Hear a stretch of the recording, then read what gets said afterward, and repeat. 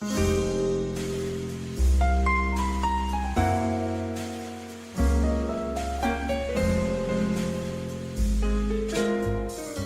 are something we all experience. It doesn't matter what race, culture, or even species we're a part of. We may all experience them in different ways that are unique to us, but we all have them, and therefore we can all relate to them. So if we want our audience to relate to the characters we're animating, human or otherwise, the way we make that connection possible is through emotions. If you're new here, hi, my name is Skitty and I'm a 3D animator.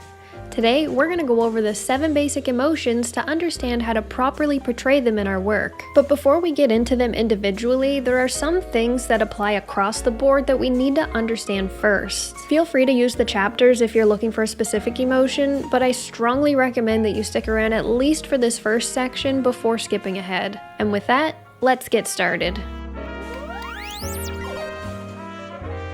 With all of life's nuance, in actuality there are hundreds, if not thousands, of human emotions. But at their core, we can break those down into 7 basic emotions with hundreds of variations and blending between them. These core emotions are happiness, surprise, sadness, anger, fear, disgust, and contempt. If we put these 7 emotions on a chart with neutral in the center, these 7 points would be the categories around the outer edge, which we could then move around to pick any human emotion from. Kind of like a color wheel, all stemming from the 3 primary colors. It's very rare that we hit the extreme of 100% of a single emotion, and we actually have to be careful with how intense we portray them. If our character is set off into pure anger every time they stub their toe, that will become that character's normal reaction, giving us nowhere to push that pose when we want to hit a bigger emotional response. The impact from those rare outbursts that we want to give meaning to will be completely lost because the viewer has been seeing this heightened emotional response the entire time. Keeping that in mind, understanding these emotions in their most extreme state will help you understand how they intertwine to create the more subtle day-to-day emotions we all experience. It's important for animators to understand human emotion because even an untrained eye can tell a fake emotion from a real one. It's ingrained in all of us to pick up on this. If you accidentally make your character's emotions feel forced or fake, your shot won't be believable and the viewer will misinterpret your character's intentions behind their actions. It's also important to define our characters before diving into finding appropriate reference and shaping their expressions. Bone and muscle structures define the range of expressions we have and how fluid we can shift between them. For example, if you were tasked to animate Barrett from Final Fantasy VII Remake, Daisy Ridley would be a poor choice of reference. Her expressions would help lay the foundation, but their structural differences would make it feel off without some level of tweaking. No 2 people experience emotions or express themselves in the same way, but the muscle response and movements can be generalized to give us a clear view of how the emotion works, which we can then experiment with and shape to who our characters are as people. There are some guidelines to help us figure out who our characters are. Have you ever heard the phrase, people are a product of their environment? Well, there's some truth here to varying degrees. Figuring out your character's background can help tremendously in mapping out how they react to conflict. Did they grow up rich or poor? Was their upbringing strict, or were they free to do whatever they want? Do they have people they care about? Do they enjoy their career? Are they people who see bad habits and pick them up themselves, or do they see bad habits and have the resolve to never partake? Don't forget that the character that you're animating is supposed to be a living, breathing, thinking creature. Emotions can help us achieve this, but the why is just as important as the emotion itself. Why does your character feel this way? Did something in their environment bring on this emotional response? Did someone say something to them? Did something trigger a memory that made them feel a certain way? We aren't just animating the action, and we aren't just animating an emotion. We're animating an empathizable reason behind the emotion. When it comes to deciding how extreme to make an emotion, it's important to remember that emotions are primitive. We don't grow up learning how to express our emotions. In fact, we actually learn how to suppress them. A baby is born already capable of expressing all 7 basic emotions, and that baby's expressions of those emotions is the same as that of an adult, only it will be more exaggerated. When we are born, emotions are our only means of communication. We aren't yet influenced by the rules of society, but as we grow and learn to communicate with our speech and actions, we start to suppress our emotions under less intense circumstances. circumstances. So we must consider the age of our character when determining the intensity of an expression. Context is also important. The way your character reacts to getting their favorite ice cream will be a different happiness from winning the lottery. If you're animating a shot that's part of a sequence, what's the context of the shot before yours? And what's the context of the shot after? What emotional beats do these surrounding shots hit that yours needs to help support? The context of those shots will help you determine the scale of emotion in your own shot. If you're animating a standalone shot, then you need to figure out in your planning stages what the context would be in the non-existent before and after shots. If your character is picking up a box, they won't be standing on their mark, blank-faced, waiting for a director to yell action. Why are they picking up that box? What led to that moment? And what emotion do they feel before the shot starts? Starting your shot with a blank-faced character waiting to react is a surefire way to kill the believability of your shot. Asking yourself these questions is all a part of the planning process and is the key to its success. The most important part to get right when drawing or posing out an emotion is the eyes. And not just the eyes, but the effect the eyes have on the eyebrows. These two areas are the most interconnected part of the face. Most creatures are eye contact driven. When we look into another person's eyes, that is where we can see their truth and intent. We also react with our face before we respond with words or actions, so keeping eye contact shows us people's true feelings before they do. This is how people in professions such as detectives are able to tell when someone is lying to them. Their initial reaction, as fleeting as it is, will tell their true feelings before they respond with what they want you to believe, generally. The chain of command is thoughts before actions. We have a feeling, the eyes shift, then the rest of the face and body, and then we can respond with words. Of course, there is some overlap here. One motion doesn't need to finish before another starts, but by watching the eyes is our earliest indicator of someone's feelings. Your emotions need to be properly conveyed through the eyes because that is what will draw 90% of your audience's focus. If your character is happy and you hide the bottom half of their face, do they still look happy? A fake smile moves the mouth, but the eyes don't move. For a genuine smile, the mouth needs to push the cheeks up, squinting the lower lids. For any emotion, if you hide the bottom of the face and you can't tell what the emotion is, the audience won't be sold on it being a real emotion. The easiest starting point when posing out an emotion is to ask yourself, is what my character feeling an internal or an external emotion? Some emotions, like happiness, could be both internal or external, while other emotions, like anger, are always external. They may be angry about something they thought about, but the emotion will force the character to focus intently on something externally rather than focusing within themselves. This internal versus external focus will determine how dilated the pupils will be. Enlarged pupils suggests a lack of external focus and can help you pull off a convincing sadness. Small pupils suggest an intense external focus, so it will help you pull off a convincing fear if your character's seen, I don't know, a spider or something. The last thing I would like to mention before we dive into specifics is don't forget that all of the muscles in your face are connected. If one chunk of the face is moving, the surrounding areas need at least a small amount of movement too. We can't move parts of our face completely independent from the rest. If the brows move, the upper lids need to move with it in the same movement pattern. If we smile, the cheeks need to raise and push on the lower lids. If we scrunch our nose, the cheeks and upper lip need to move with it. Always be conscious of what's connected to what, how that movement might affect the rest of the face, and don't forget we can't control our bottom lids to raise up the same way that we can control our top lids to lower down. That's why when we see it, it looks wrong. It is wrong.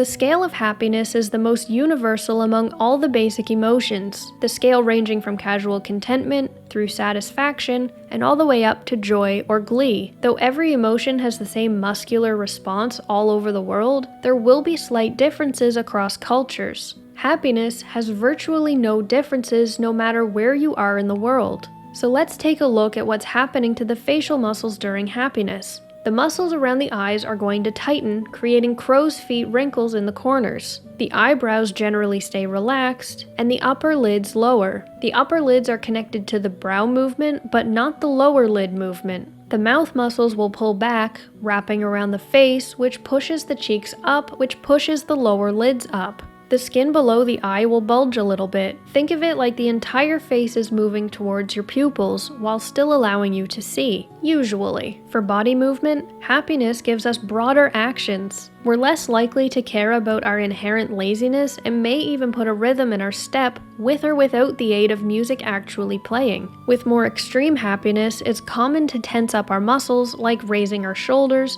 or clenching our fists. At its most extreme, even adults will lose their self-awareness, almost as if reverting back to a childlike state, which can lead to some pretty inexplicable actions. Some may even lose control of their bodies, losing their balance or falling over.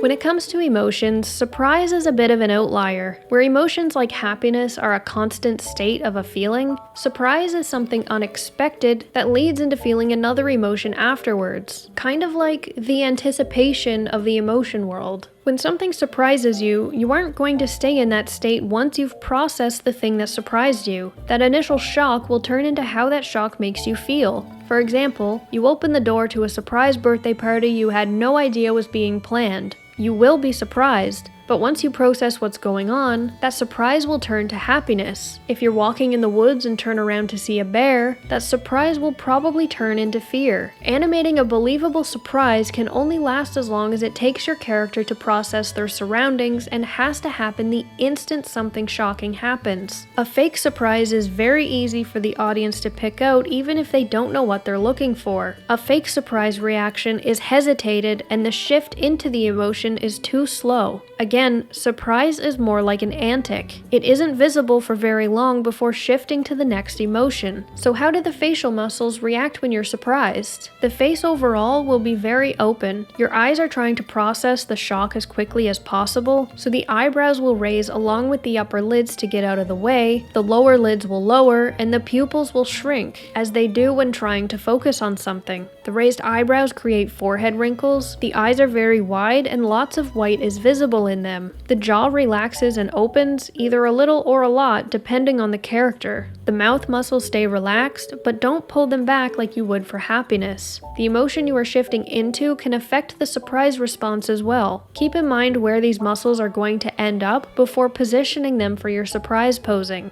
Surprise should feel like a pop open before settling into your next emotion, so you wouldn't want the muscles to start moving towards happiness when they're intended to move into fear. Your movement would be doomed to look janky.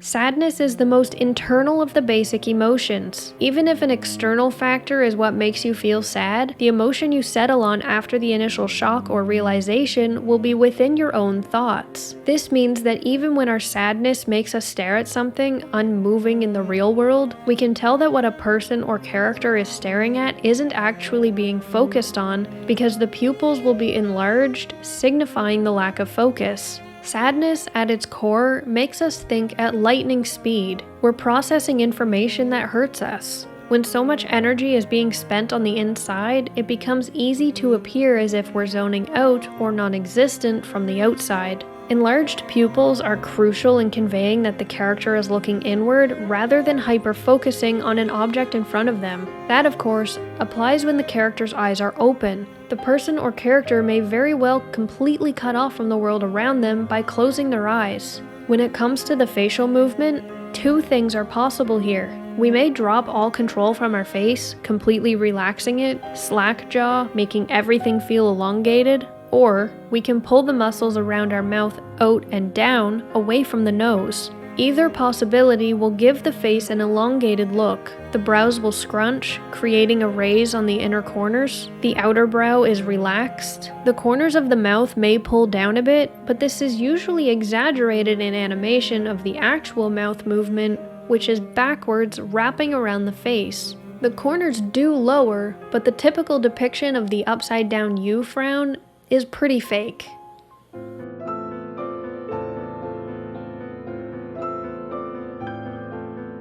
Anger is the most external of all the emotions. No matter if the source of the anger comes from an external source or an internal thought, the focus of that anger will be intensely placed on something or some things externally. If the anger is frantic, this focus can shift from thing to thing in a fraction of a second. The key here is to ensure the focus exists. We sell this with, yet again, the eyes. The pupils will constrict, the eyes wide open. A lot of people make the mistake of raising the lower lids for anger, but this actually only happens when you blend anger with another emotion, like disgust. Anger in its purest form has as much white of the eye exposed as possible. Have you ever heard the expression, "if looks could kill"? Anger makes us want to take in all the information of what's making us feel this way, so the eyes make themselves as wide as they can, while honing in on their target with the constricted pupils. The rest of the face gets very tense. You can see every facial muscle tighten,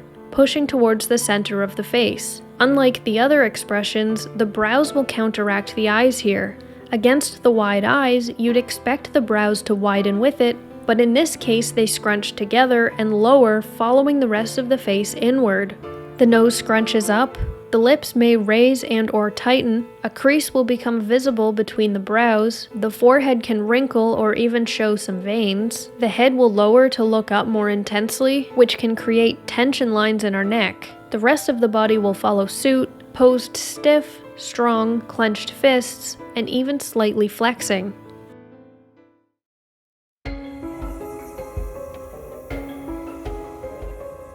Fear is another emotion that is largely expressed externally, though it can be triggered both externally, such as the fight or flight response, or internally, like being confronted with one's phobia.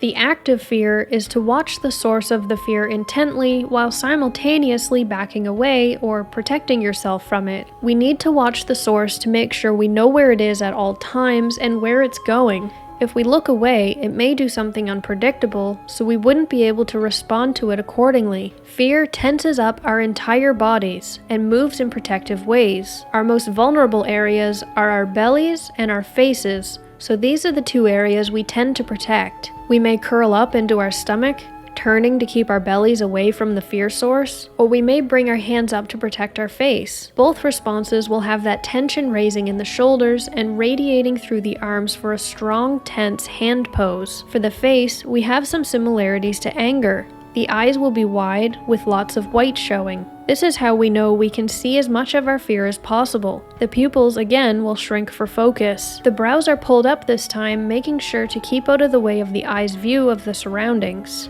Remember to raise them as a relatively flat unit. Upside-down U brow poses aren't realistic. The mouth will also stretch, creating a bit of a downturned corner in the lower lip.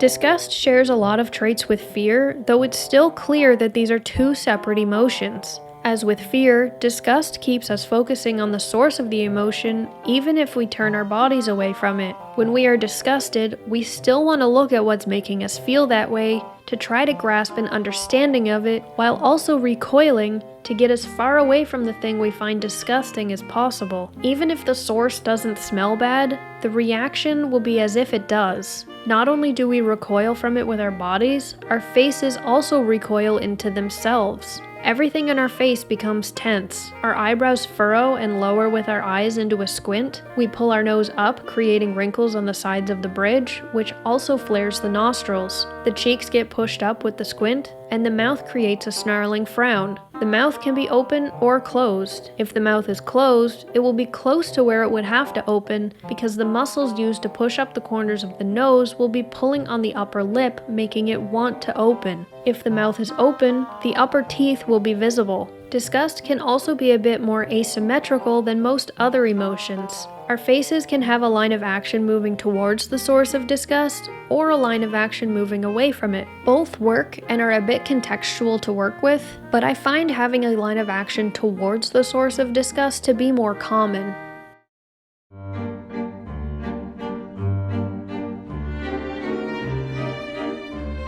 Contempt is often the forgotten child of the basic emotions, so I suspect that some of you might not know what it is. Contempt is the feeling that someone or something is beneath you. You feel you are higher up in importance, so this someone or something is not worth your time, respect, or consideration. Basically, it's the emotion of jerks. And what do jerks usually have? That hateable sideways smile. Contempt is the only emotion that is characterized by how asymmetrical it is. The mouth moves into a smirk to one side, while the rest of the face stays neutral with a bit of a tired expression, almost as if the person can't even be bothered to stay awake while talking to you. The upper lids relax, lowering a bit. The brows stay neutral or may lower a tiny bit with the upper lids. We also tend to tilt our head back a bit, so we're really driving home the fact that we're looking down on the thing we don't care about. You'll find villains express contempt a lot. If you need a good example, check out Jack Gleeson's performance as Joffrey in Game of Thrones. That guy does an amazing job at creating a hateable character. So, how confident are you feeling in your knowledge of the 7 basic emotions now? If you don't quite get it yet, that's okay. It's a very big topic that you're going to spend a lot of time analyzing. Just keep watching out for them and you'll get the hang of it eventually. Leave a comment below if there's something you didn't understand, like and subscribe if you learned something, links to socials are in the description, and remember to always use a reference.